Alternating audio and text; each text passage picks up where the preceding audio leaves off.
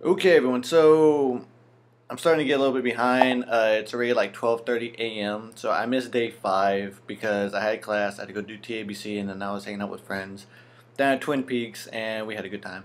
So I just got back now, about an hour ago. But okay. So Resident Evil 30-day challenge, day five question and day six question together. So day five question is favorite female character. And this is gonna be. I gave it a little bit of thought. I was sticking with Ada Wong. So out of the female characters that there was Jill Valentine, there was Rebecca Chambers, there was Claire Redfield. Um, who else? There was. I didn't play four, so there was. I wouldn't say Hunnigan or Ashley was part of it.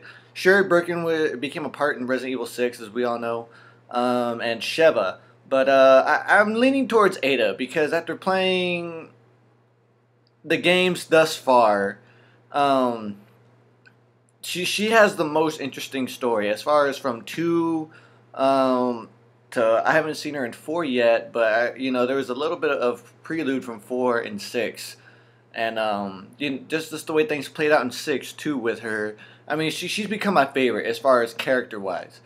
So I would have to give that to her over Jill, who we saw in Resident Evil 1, 3, and 5, as far as main story goes. And Rebecca didn't really get as much. She was only in Resident Evil 1. I think she was in Resident Evil 0, but that's not main story. So Sheva was only in 5, and we didn't get much of her.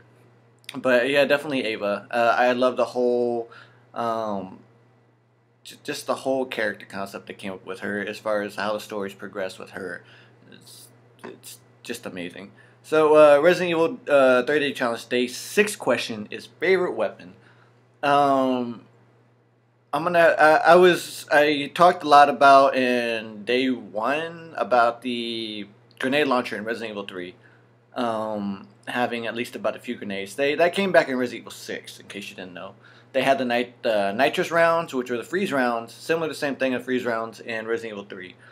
Um, Other than the rocket launcher and the linear launchers and just anything destructive that was basically the one hit kill weapon in the games, I would definitely have to stick with the grenade launcher.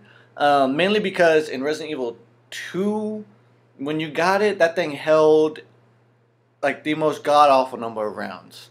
All right, I mean, if you had just the regular grenade rounds into, but then you also had the acid and the flame rounds. Like if you had like 8 grenade rounds on the grenade launcher, and you found more grenade rounds, like if you just stocked up on your grenade rounds all the way up until you reached like 53 grenade rounds, like just a random number, you could take those 53 grenade rounds and combine them with the grenade launcher that had more grenade rounds, and it would hold all of those grenade rounds.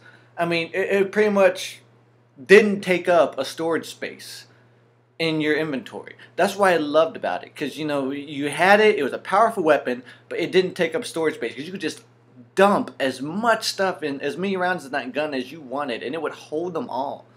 So that's what I loved about the grenade launcher in 2. In 3, I don't remember as much. I think there was the same concept.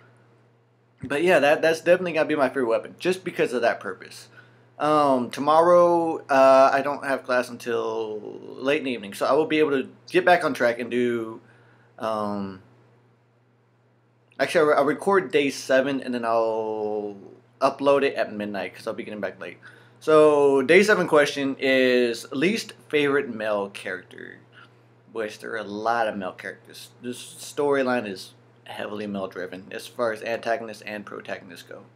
So yeah, it's really gonna be an interesting question. So I will see you guys tomorrow with my answer.